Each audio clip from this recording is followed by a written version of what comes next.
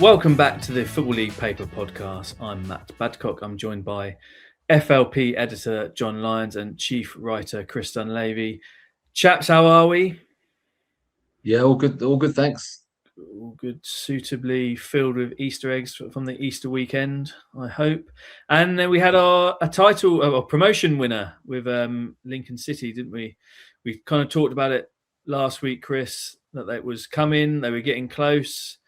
And Reading on Easter Monday, they did it in style as well. What not kind of made it interesting by conceding an equaliser late on and then getting a winner even later than that. So just to sort of keep the drama going. But incredible achievement for the Imps, as we said, and even I know you've got a nice piece going in Sunday's FLP all about it, but an incredible achievement from Michael Scubala's side.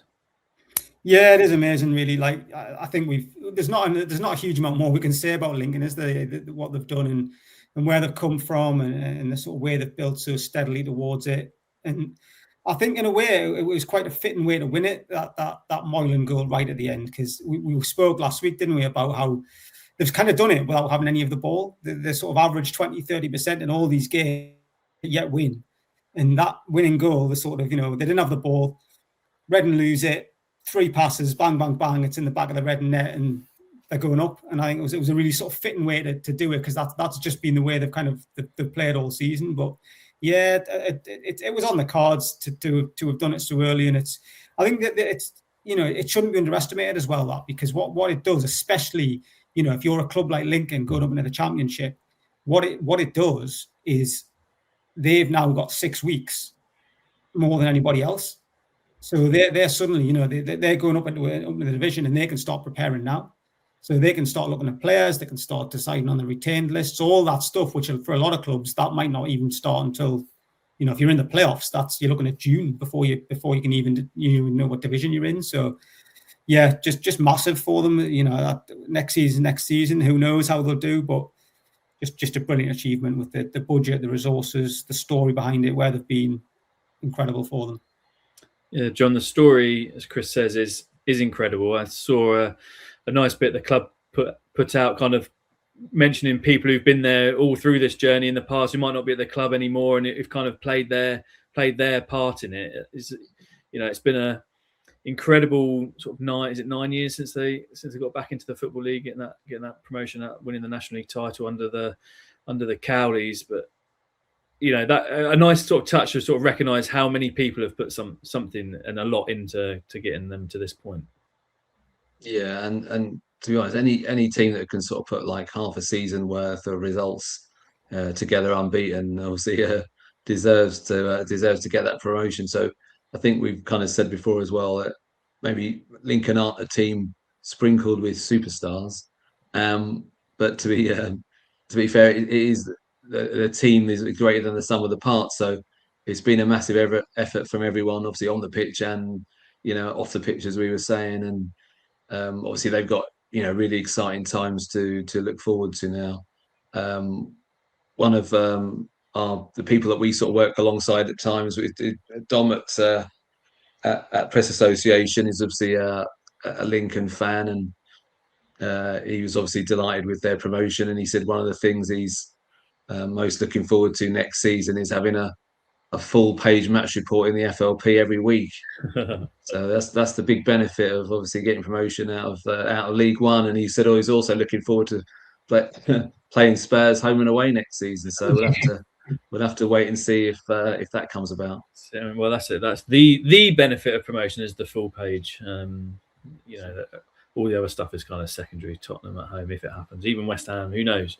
We will, will be interesting for Lincoln fans. They can kind of enjoy that now. I'm sure they want to kind of try and get the title wrapped up as well, to have that as a bit of a party. But they can watch the Premier League relegation battle and the playoffs and the Championship with great interest to see where they'll be going next year. No doubt, very noisily as they as always have been, even back in their non-league days. But it brings us on nicely to the EFL Player of the Seasons lists that have been put out. Obviously, we talked about the Championship ones a couple of weeks ago, who we kind of thought would be in there. We'll sort of kind of loop back to the Championship ones later. But let's start with the League One and the League Two Players of the Year. Kind of the official list, and then also any other names that we thought might be in there. But Chris, there are 2 Lincoln players on the official shortlist. You got Jack Moylan, who scored that promotion sealing goal, and Sonny Bradley, who's been a rock at the back for the Imps all season. I guess it sort of shows how good they've been that they've got 2 players on there, Chris. Yeah, but funnily enough, I think in light of what was said, they could easily have had no players on there as well, because it's been such a team effort. And when I sat down to look at my sort of League One players of the year, I kind of really struggled. I actually said this to Michael Scupala earlier today when I spoke to him. I said, like, I really struggled to think of a sort of one outstanding star, and he kind of said that. He said, we don't have the sort of shiny toy who'll bag you 30 goals a season, and it was kind of everybody or nobody. But I mean, I think probably the managers who voted for it have just looked at Lincoln and they probably see things that we don't as well. I think Bradley, I included him in the list because, I mean, he's just been relentless. I think he's played almost every minute. I think maybe he's missed like 2 minutes or something. So he's been there pretty much every single game. I think he's 34 as well. So it's an incredible achievement, really, especially when you consider like what he's done in his career, where he's been with Luton. It would have been easy for him to sack it off and, to see it as a step down, but he's just shown that motivation, which is incredible, really, for someone, the perseverance for someone of that age.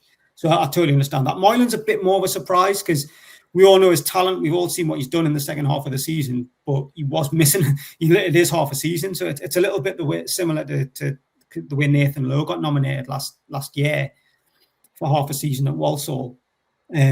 He literally, Moylan was injured until I think it was the end of November, came back in December, and then he's really hit form. His form is, it's probably no coincidence that his return has coincided with Lincoln going unbeaten. So, but I am slightly surprised by that one. But I think Lincoln, for what they've done, probably merit an inclusion somewhere.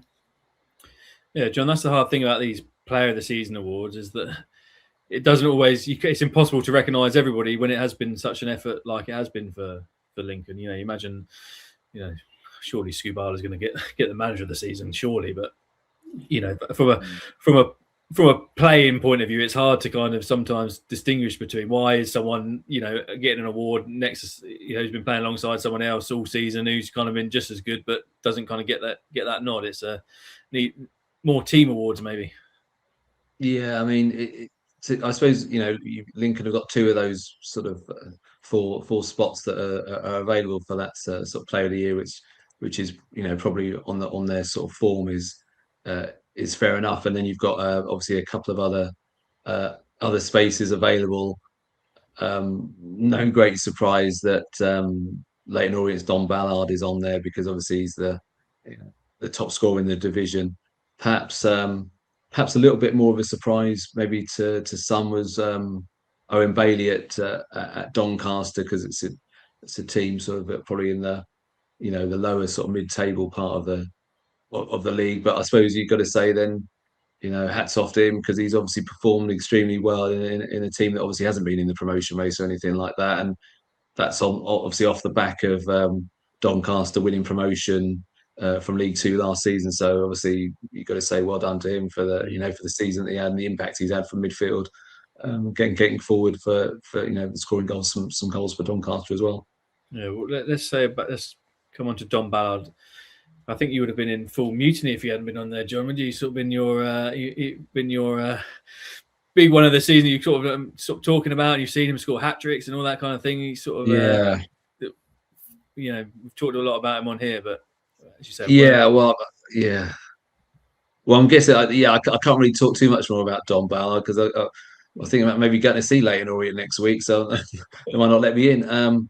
But he's been brilliant, and I think I've spoken sort of glowingly about him, and people might think I'm his agent if I keep sort of talking about him. But he looks like a top-notch finisher. He's always on the lookout. He's always looking for chances. He's like to pull off the defenders. Can score different types of goals. If he gets 1, he wants 2. If he gets 2, he wants 3. 3 hat tricks in League One this season's been sort of phenomenal.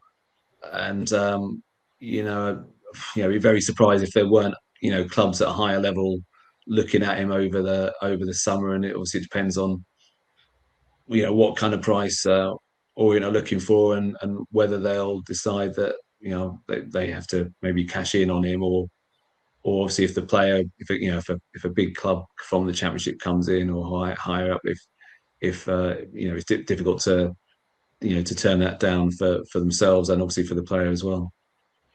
Yeah, Chris, do you think when a player scores that amount of goals, the offer that will likely come in the summer, you kind of just have to take it? When you're hot, you've got to kind of go and back yourself. Well, if you're Orient, you do. Yeah, I mean, that's the whole model, isn't it? Is to get players in and then sell them. They do it every year, much to the chagrin of Richie Wellens, because he has to build a new team every season. But yeah, that's what they do. That's what keeps the club afloat. That's what keeps them going. So they will have to. But yeah, I think with Ballard, I mean, if you look back a few years, he was kind of, he was like the shining light of Southampton's academy, wasn't he? At one point, he was the guy. They were saying he was going to be the one who came through and got into the first team, and so the quality was obviously there. It was always there. There's somewhere down the line something's not quite worked for him at Southampton, but I think the quality was always there, and he just needed that, the right platform, the right place, the right manager to sort of show it, and that's what he's got. And you would now expect him to probably, as John says, I think he's a Championship player minimum. So you'd expect a club of that level to take him next season. Yeah, he's obviously on the young player of the season shortlist as well, so we might do a bit of a double there. As John was saying there, Owen Bailey, not someone who would have immediately sprung to mind, but managers are picking it. It shows what an impact he has been having for Doncaster, and I guess that was their goal this season was survival. Well, yeah, that's it, and it's unusual because you don't often see clubs who aren't in the mix for something or challenging for titles or winning stuff. You don't often see them in the mix for Player of the Year. So yeah, it just shows you what he's done. He has scored a lot. I think because it's chosen by managers, for managers especially, if you've a source of goals from midfield, if you've got that in your team, it is gold dust. It is gold dust, and they're so hard to find those players. So I think that's probably part of it. They've recognised that what he does is a very difficult job, very rare job, something that's difficult to find. So I think it probably reflects a bit of that and how important he has been to Doncaster. Yeah, he was playing non-league football only a couple of years ago as well. So full credit to him for stepping up and then stepping up again into League One. Chris, anyone? It's hard when it's only a 4-man sort of shortlist. I know these lists could be, could be well over sort of squad list kind of length. But anyone you think, actually, I kind of would have liked to have seen you on there as well? There's probably a couple. I'm very surprised that Ollie Norwood's not there. Very surprised by that, because I think, if you watch any Stockport game on any given day, he's the class of the field, isn't he? You know what I mean? He's been doing it for years and years and years. Central midfield, knocks it about, never wastes a pass. Opens teams up for fun, sits there, composure on the ball. I mean, technically, he's always been a Premier League player. He hasn't probably played there as much as he should have because he doesn't have the physical sort of profile for it. But you're talking about a guy who's won 3, spent his entire career in the top 2 tiers, and still just looks, he's miles above that level technically. So I'm surprised that managers people haven't recognised that and just gone and put him in just because of the class he is. And the other one, and I think this is the flip side of Moylan, really. It's all about timing your run. So I think what Moylan's done in the second half of the season, Amoria, Kozia, Dewberry did in the first half of the season. I think if this award had been given in December, he'd have won it. So it just shows you sort of the different, if you have a good first half of the season, then disappear, people will forget about you. Whereas if you have a good second half of the season, you're in with a chance. Yeah, he's obviously on the young player shortlist as well, isn't he? So it's been sort of a bit of a funny year from him from that point of view. But John, we've talked about what sort of a talent he does look like, and I guess that's the point of these going out on loan and having these spells, is to kind of condition himself so down the line he is having an impact fully across the whole season. Yeah, I mean, certainly in that first half of the season, he was outstanding, and he popped up with quite a few crucial goals and sort of late goals as well for Bolton. Looked really exciting. So yeah, he's been a bit unfortunate, obviously, with injury in this second half of the season. Just going back to perhaps maybe a couple of other players who might have feel slightly aggrieved maybe not to be on that list. I think one of them, obviously, I think we've spoken ourselves about is Lewis Wing at Reading, who's played a big part in their sort of push for the playoffs. And obviously last week in that game against on Monday in that game against Lincoln, sort of scored another sublime sort of free kick there, didn't he?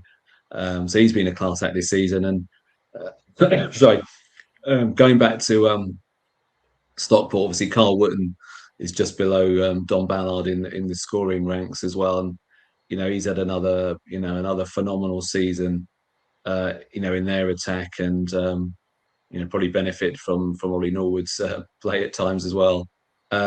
Just say from my own point of view as well, Ollie Norwood, I'd also agree that he's perhaps unlucky not to be there, because he has been a class performer for Stockport this season, and his free kicks as well have sort of tricked one or two goalkeepers this season already. And they've obviously got that big cup final against Luton at the weekend at Wembley, so it's going to be fascinating to see how that one goes. Yeah, it feels like someone in Luton will need to keep quiet on Sunday if they possibly can. Let's come on to League Two then. The shortlist, again, probably no real sort of, no surprise that Aaron Drynan's on there. Swindon has been obviously smashing in the goals, and you've got Mitch Pinnock at Bromley, two Bromley players in there, Omar Shromley as well. It's been a rock at the back, and then you've got Callum Patterson or MK Dons, who has had an injury, sort of come back from injury recently, but he was kind of on that mad tear of scoring all sorts of goals, and he's got helped himself to hat tricks as well and things like that. So, Chris, kind of agree with that list, particularly the Bromley boys. Again, it's difficult when it's been such a team effort for them, but they've had such an amazing season, and they're inching ever closer to promotion. Yeah, I was surprised to see Shawumni, I have to say, just not because he doesn't deserve it. He's been sensational, but just because you don't often find defenders on these shortlists. So I was quite surprised that he made it. But I mean, he's. I think the way Bromley play, especially so much of the play centres around set pieces, and when you've got a 6'7" centre back, and someone like they're both. I mean, so you've got Mitch Pinnock there, right? So Mitch Pinnock, Andy Woodman's described him as the best crosser in the division. I think it's pretty difficult to argue with that. He's got the assists. He's created more big chances than anybody in the league. He's created more normal chances. How we define those two things, I don't know, but he's created more chances than anybody else in the league. He's just from set pieces, he's deadly. And when you're aiming at someone like Shawumni, he's got 6 goals this season. So I think that just that sort of sums up what Bromley are all about, really. And at the back as well, am I right? I think they've got the best, aside from Cambridge, they've got the next best defence record in the league, haven't they? So, when you're scoring 6 goals and you're doing the business at the other end, I think you do deserve it. Like I say, the only reason I hadn't included him on my personal list was because I didn't think defenders got there, but he definitely deserves it. And Pinnock, he's been delivering metronomically, so you can't argue with him either. Yeah, it's just, the defenders need some love too. That's it's good to see. Good to see. John, what about the boys at the top end of the pitch? Obviously, Patterson's kind of played all over the place in his career, but he's been leading the line at Milton Keynes, and then Drynan as well. Obviously, we've spoken about him lots as the impact that he's had on that Swindon side. Hard to look past those two as well to be on that 4-man shortlist. Yeah, and I think Aaron Drynan at Swindon has he's had a phenomenal season, and he obviously had the hunger to come in this season and show what he could do, and he's sort of benefited really because Ian Holloway's sort of shown sort of faith in him to sort of lead the line and sort of be his main man. And I remember our colleague on the Football League paper, Dave Flett, spoke to Aaron a few months ago now, and he sort of said one of the secrets to him, the fact that he'd scored so many goals this season, was the fact that he played the whole game. because in the past he used to get taken off a lot. So he was sort of saying, well, one of the reasons I've scored so many goals is the manager's left me on the pitch right to the end of games, and he's come up with a number of sort of crucial late goals, and probably none more so than the one on Monday when he got the winner for them in stoppage time, which has obviously kept them in that race for automatic promotion. So he sort of felt as though his sort of fitness and his attributes were strong in those closing stages when defenders were tiring, and he's been able to take advantage. So he's top scorer in the division, so he's got to be in with a very good shout, and certainly I wouldn't begrudge him it. Yeah, what about Patterson, Chris? Great, another great sort of story, in the sort of kind of possibly on the back nine of his career, but still just going out there and then getting it done. And then he's been one of those players that has been sort of hard to peg down position wise, isn't he? Down the years we've been at Cardiff and at Sheffield Wednesday, kind of played all over the place.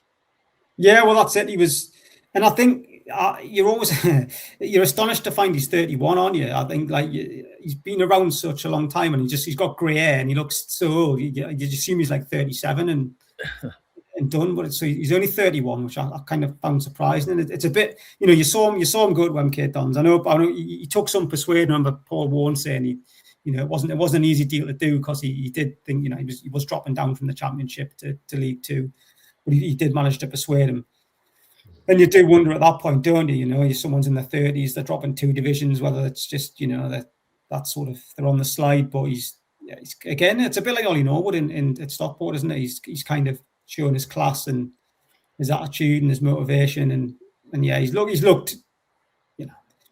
He was always, as much as he's been a utility player, I think naturally he is a forward, and he's looked like a very good one. I think at that level, you'd still, because he never operated on pace, did he? You'll vouch for that, Badders, given that you watched him at Sheffield Wednesday for such a long time. I mean, he was never rapid. So I always think, if that's not your game, then you're not going to diminish that much as you get older, and he hasn't diminished at all. He looks again a class above that level, I think. Yeah, imagine again, not an easy person to kind of manage, but also kind of always comes across as that big sort of character on the pitch. And John, you need those sort of people in your team as well. And it's not just about sticking the ball in the net. It's kind of when things are on the line and it's tough, and you are, obviously as they are sort of favourites for a lot of games. You need those sort of players who can kind of stand up when it's getting a bit horrible in the latter stages of the season. Yeah, and I think Paul Warren at MK Dons, he's obviously been able to to bring in some real quality players, with a lot of experience as well, and I suppose a bit like some of the boys at Lincoln as well, because they've got a few old stagers there who who've still got the hunger to succeed and that drive to want to get up to the next level. So there's been some sort of top performances from those kind of players that can sort of make the difference on the pitch, but also off it as well, by the way that they train and prepare for games and stuff like that as well. I think the thing you always get with Patterson as well, don't you? I'm like, again, Batters, he's just sort of you leg it all over the shop all game long. Like, he's just relentless. So, and I think when you're playing a Paul Warren team, it is all about work. It is all about closing people down and that sort of thing. And I think Warney said, that's what he gives them more than anything, is that, from that forward position, he'll track back to the halfway line to tackle someone. He'll pressure people in the channels. He'll try and win the ball. Like, he's not just that focal point up front. It's everything else that he brings as well. Do you think he's kind of a little bit, because he has moved around a little bit, kind of different position wise, and played things like right back and midfield? Do you think he's kind of a little bit underappreciated from that point of view by the wider sort of EFL watching public?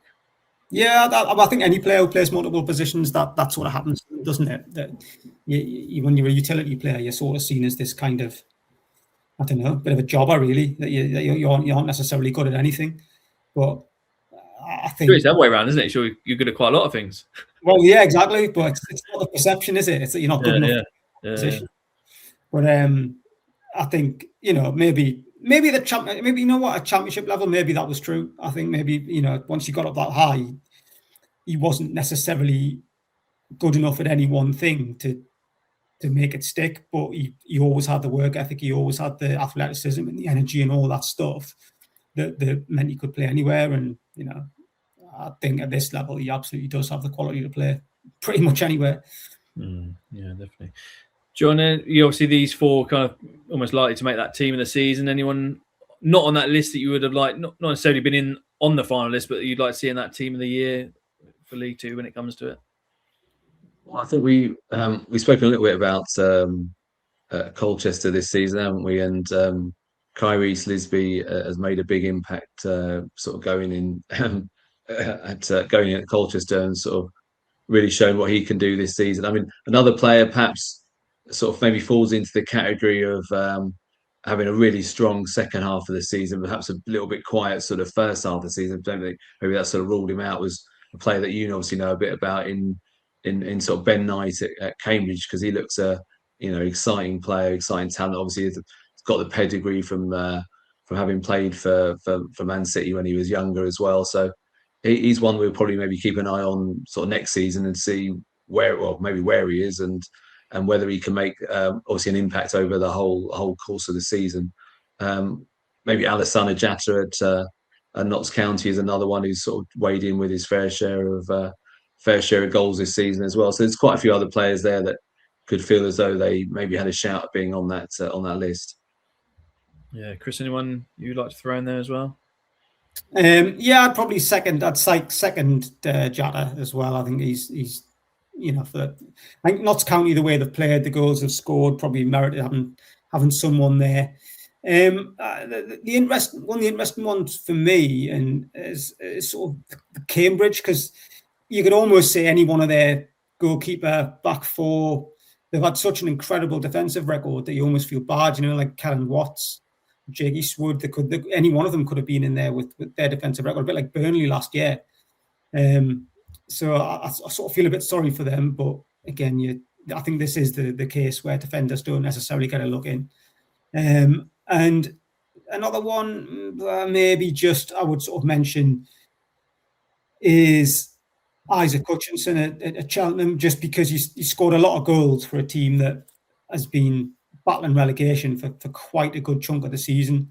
And I think a bit like Don Ballard at Orient. When you're scoring goals on a regular basis for a team that doesn't dominate possession and isn't creating many chances, I think that's very noteworthy. It's a very different thing to being in a team that's top of the league and creating chances every week. Yeah, definitely. I think I'd stick Kel Watts in there for his thigh back passes alone, because he is the master of that. Master of that. Let's say we talked about it a couple of weeks ago. The Championship players of the year. We're sort of kind of let's just cap those off a lot. We kind of sort of talked about on that podcast. So if you go back and have a listen to that, you'll see that we were right with what we were saying, along the right lines anyway. And then obviously we've got the managers out as well, so we'll maybe do an episode on sort of managers down the line, who we think should be picking up the manager of the season. But let's talk about the Championship players just quickly. I think the one was kind of the consensus that is absolutely, well, none of them are really a surprise, but you've got Hayden Hackney on there, who's been obviously incredible all season. Carl Rushworth, the Coventry keeper, Femi Aziz at Millwall, and Zan Vipotnik at Swansea. Chris, nice to see a goalkeeper on there in Rushworth, because you talk about defenders don't get on these lists. Keepers don't tend to either, do they? Yeah, and I've got a feeling James Trafford didn't get on last year, did he?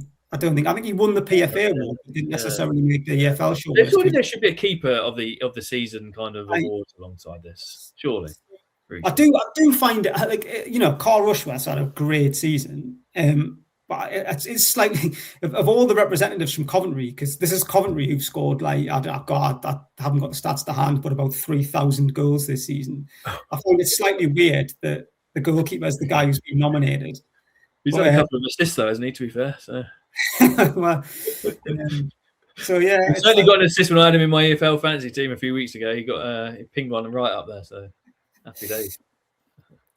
So yeah, nothing against Carl Rushworth, but I do find that one slightly bizarre. Otherwise, kind of as we expected. I think you could have I think you've got Hayden Hackney there, who is the standout favourite. I would be astonished if he didn't win. But after that, I think you could have thrown a blanket over a few of them, and nobody would have been surprised as to who it was. Really, I mean, Vapotnik, top scorer in the league, always probably going to get up there. Got another couple over Easter, didn't he? And yeah, Femi Aziz has been superb. I wouldn't argue with any of those, really. Yeah, John, who's your pick out there? I know you sort of talked about Hackney the other week as well, but I don't agree that he's not been the absolute class apart. But I like the Femi Aziz story. How good Millwall have been, but it's a tough call, that one, out of those four. Yeah, I mean, I think as we were just saying there, the Rushworth one does seem a little bit odd in terms of the fact that I wouldn't deny that he has pulled off some great saves this season when he's been called upon. Sometimes it hasn't been that much for him to do.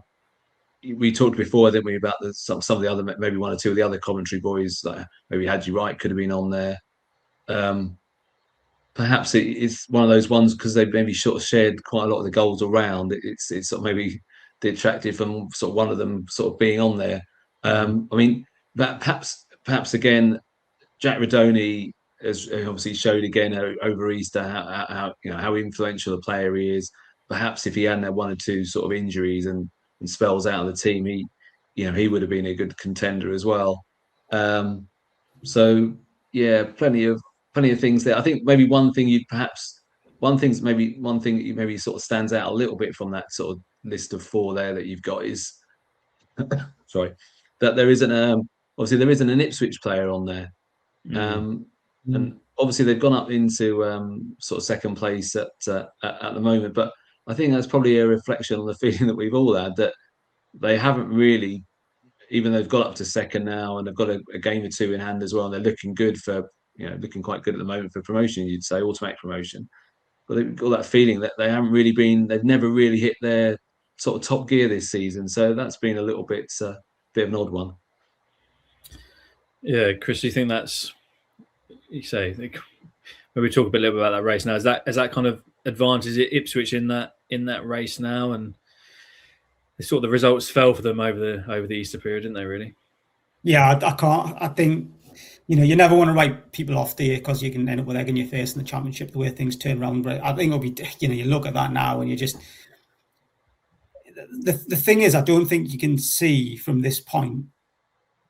Personally, I don't see. You look at the results of the Easter. I don't see Millwall or Middlesbrough we're going on and winning every game. I just don't think the way the results have been going and the form is. I just don't see that happening. So Ipswich, I think it's funny, they have just sort of stumbled into it, haven't they? They sort of just, oh look, we're second, and but there they are. It's all just falling into place for them. They've got those games in hand. They've got to win them, but I mean, they're already there. I just don't. I think with the class they've got, and what's going to stop them? Because even if they get injuries, they've got more class players they can put in.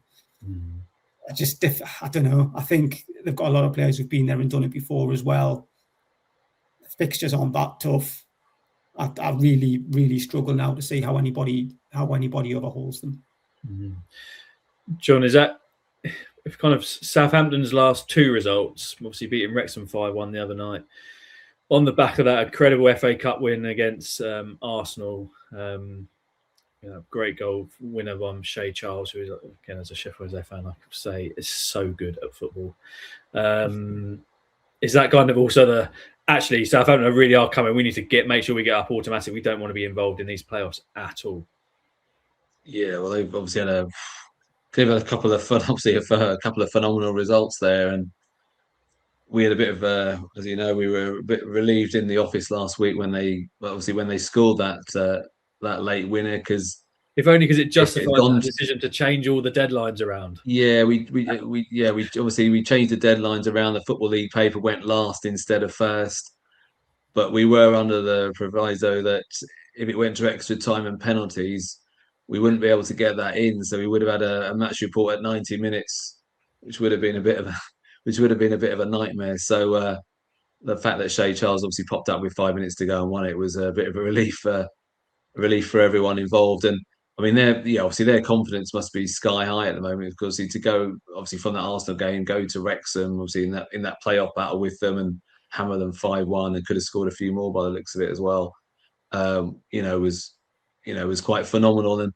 And when you look at the table now, I think unfortunately they probably just got a bit too much to do to get in the reckoning for the automatic slots. But if they could have got on this run, if they improved their form in the opening stage of the season just a fraction, you'd fancy them right now maybe to sort of come through the pack. But they certainly do look as though they will be there you'd imagine they would be there for the playoffs, and with the talent and the confidence they've got, they could be a difficult team to stop. Yeah, I don't know if you watched the Wrexham Southampton game, but it was like, how many times this year we've seen Wrexham sort of, they go down and they come back and they battle back and they create loads of chances. And I mean, Southampton just steamrolled them. The sort of said, go on then, and Wrexham had 10, 15, 20 minutes where they were on top, and then Southampton just went up the other end and smile. The clinical nature that they won that game was massively impressive. And like, you look at them as well, and you can start with Kyle Lowry, you can bring on Ross Stewart. I mean, that Wrexham game, they brought, Stewart, Skienza didn't even start. So I mean, that's kind of the power they've got. I mean, you'd be terrified if they got them in the playoffs, wouldn't you? Absolutely the last thing you want. Yeah, funny way, almost them finishing, getting that home leg first might be even worse as well. If they could, you have to go down there straight away, and then then you're sort of on the back foot for your home game. It's it could play a big role. Just quickly, while we were talking about Shay Charles, I just got to mention about his brother Piers Charles, who's at Sheffield Wednesday, and just to point out that he is absolutely terrible. It's that game against Leicester was a total one-off. People should stop watching him. It should be no interest. He should stay with Sheffield Wednesday next year. There's nothing to see here. All please move on. That's just my little public service announcement for Sheffield Wednesday fans. He's rubbish. Lots to look forward to in Sunday's FLP. Imagine, John, there is also lots to talk about with as you say, the Virtue Trophy final, Stockport County against Luton Town. What we're expecting for that one, a great opportunity. I think Luton have sold well over 30,000 tickets, have they? I think from taking a fair old number to the big house again. But look, it should be an exciting afternoon at Wembley. Yeah, I just spoke to their goalkeeper James Shea yesterday, and it was good to catch up with him. He's their longest serving player. He's been playing the trophy games this season, so he's been on the bench a couple of times before at Wembley for teams that have won, including obviously Luton. But hopefully this is going to be the time for him to tread the turf as a starter, and obviously get that game under his belt at Wembley. So it's going to be a massive occasion for him, and obviously he was saying for everyone else at the club, and obviously they'd like to use that as a bit of a springboard for that a late push to try and sort of squeeze into those playoff places as well. Yeah, is that what it's all about, Chris? Using this one to bounce on from and have a great day out in in the capital as well. Anyway, but there's the other side of it. It can sort of hopefully push on into your league form at this crucial last couple of weeks of the season. Yeah, well, I mean, if you're Luton, you don't need any kind of boost, do you? They're in sort of great nick at the minute. They've finally sort of done what everyone was kind of expecting. We've been waiting for Luton to show their true colours all season, and they're finally playing really well. So I think both of them can really, they're both in good form. It should be a good game.